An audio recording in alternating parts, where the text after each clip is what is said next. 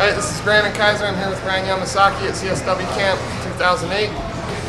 Website, fightcoreathletics.com or lucianselfdefense.com. We're going to show you a couple more arm traps from the bottom position so you can strike from your guard. The first one I'm going to show from here, an arm trap from the bottom position so I can have a free hand to hit with. I can set this up any way I would set up a triangle choke. So however you like to get in the triangle choke, this will work. Okay?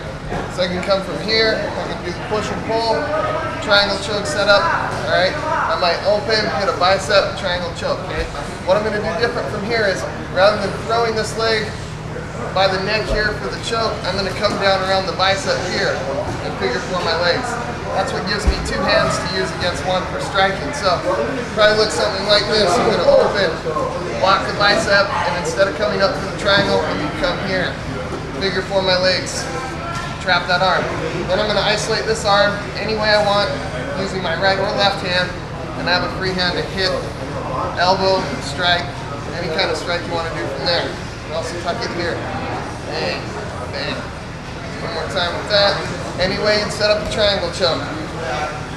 But I'm going to come around the arm. The beauty of this technique is if I'm unable to finish from here or I want to abort, I can just keep the guard because he's trying to get that arm out of there. And I'm still in an okay position.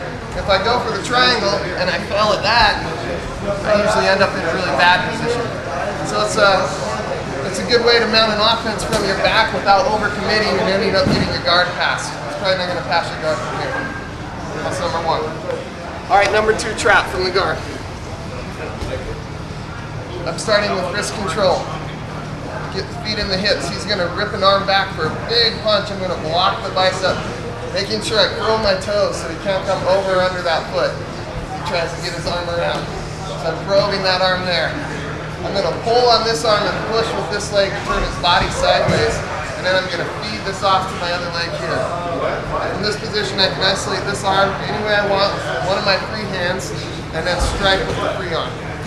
Elbows or punches. That's number two. Number three, from here, I've got an overhook. Foot in the hip, punching my knees towards each other. I leave this arm free, that's what he's going to punch me with. I block. Pass that off to my shin. I'm going to slide down to the elbow. As he continues to try and pull that arm out, I'm going to slide down to the wrist. Especially if he's got a glove on, this works extra good. Okay, from this position I push, and then feed this arm underneath my other hand here.